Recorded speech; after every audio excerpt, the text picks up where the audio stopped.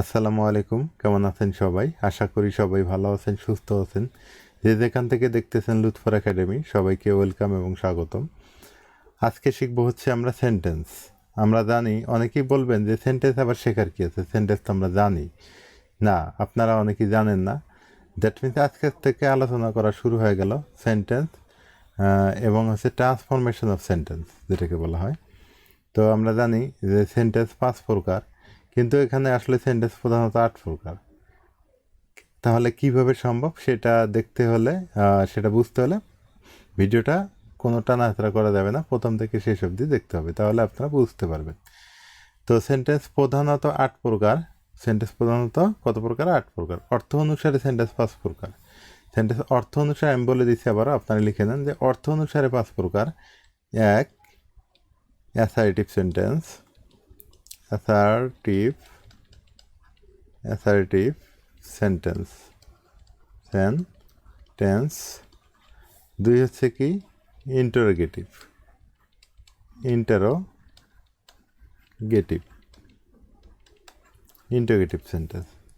তিন হচ্ছে কি? Imperative imperative sentence. চার হচ্ছে কি? অপটেটিভ অপটেটিভ অপটেটিভ সেন্টেন্স, ঠিক আছে। আর পাঁচ হচ্ছে কি? এক্সক্লামেটরি সেন্টেন্স এক্সক্লামেটরি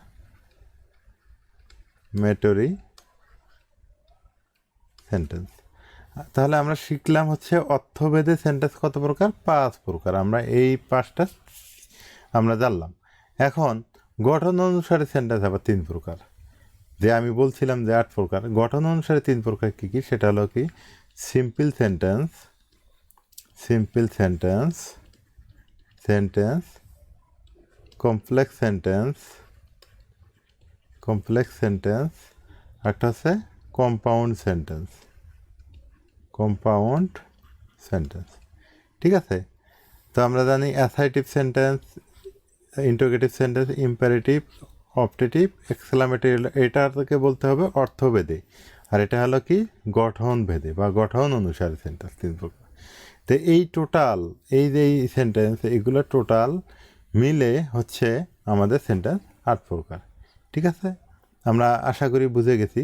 তো আজকে আমরা শিখবো হচ্ছে অ্যাসার্টিভ সেন্টেন্সটা, এইটা নিয়ে আলোচনা করব। তারপরে আস্তে আস্তে আমরা এগুলো আলোচনা করব, ঠিক আছে।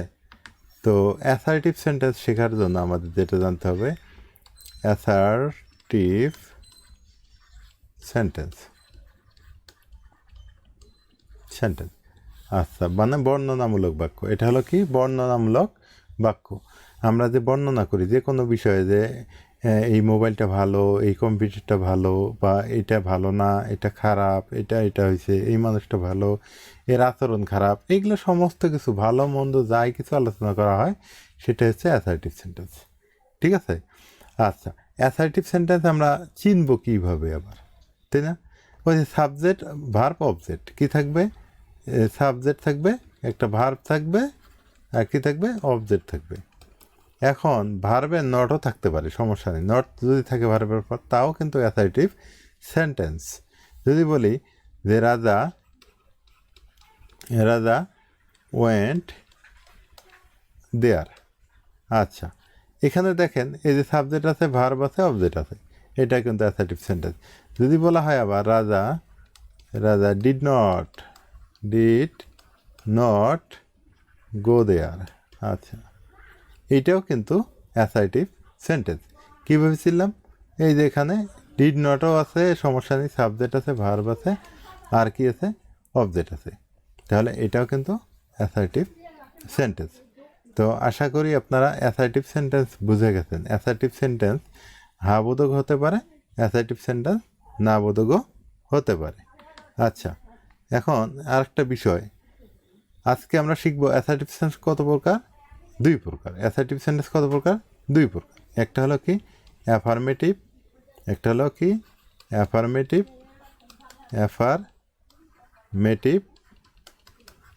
একটা হলো কি? নেগেটিভ, আরেকটা কি? নেগেটিভ, ঠিক আছে। একটা হলো অ্যাফার্মেটিভ সেন্টেন্স, আর একটা হলো নেগেটিভ সেন্টেন্স। আচ্ছা, এখন এই অ্যাফার্মেটিভ টু নেগেটিভ পরীক্ষায় কিন্তু অনেক ক্ষেত্রে দেখবেন যে এইভাবে আসে যে অ্যাফার্মেটিভ থেকে নেগেটিভ করো, যেমন হচ্ছে যে Raja Raja goes goes to Dhaka Dhaka.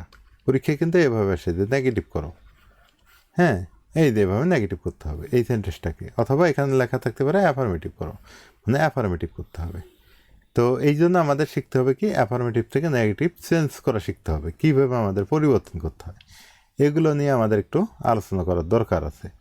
এই জন্য আমি বলবো আপনারা এই যে আজকে যে ভিডিওটা দেখলেন, আজকে এই ভিডিওটা এ পর্যন্তই রাখবো। কারণ হচ্ছে যে অ্যাফার্মেটিভ টু নেগেটিভ যদি আমরা করতে যাই, এইটা হচ্ছে কিছু খণ্ড করতে হবে, কিছু পার্ট বাই পার্ট করতে হবে, তাহলে আপনারা বুঝতে পারবেন। তো আমি চাচ্ছি এর পরের ভিডিওতে আমি affirmative to negative part by part সুন্দর করে আলোচনা করব, মানে কীভাবে আপনার অ্যাফার্মেটিভ সেন্টেন্স থেকে নেগেটিভ করতে পারবেন। হ্যাঁ, তার মধ্যে একটা কথা বলে নেই, আপনাদের কিন্তু এগুলোর চেঞ্জ করতে গেলে প্রথমেই টেন্সের দরকার হবে, এই জন্য টেন্স শিখতে হবে আগে। আর টেন্স যারা মানে এখনও শেখেন নাই, এই ক্লাসটা নতুন দেখতেছেন আমার চ্যানেলে, তারা অবশ্যই প্লে লিস্ট থেকে টেন্সের ক্লাসগুলো দেখে নেবেন, অথবা এখান থেকে আই বাটনে দেওয়া থাকবে হচ্ছে টেন্সের প্লে লিস্ট, সেখান থেকে আপনারা দেখে নেবেন। এই ভিডিওর ডান কোনায় উপরে দেখবেন আই বাটন, ওখান থেকেও টেন্সের প্লে লিস্ট দেওয়া থাকবে, ওখান থেকে আপনারা টেন্স শিখে নেবেন। তো আজকে ক্লাসে বলতে রাখতে চাচ্ছি, আগামী ক্লাসে আমরা শিখবো হচ্ছে অ্যাফার্মেটিভ টু নেগেটিভ, অথবা নেগেটিভ টু অ্যাফার্মেটিভ। ঠিক আছে? তো সবাই সুস্থ থাকবেন, সুন্দর থাকবেন, ভালো থাকবেন, আর হচ্ছে লুৎফর একাডেমির সঙ্গে থাকবেন। আল্লাহ হাফেজ।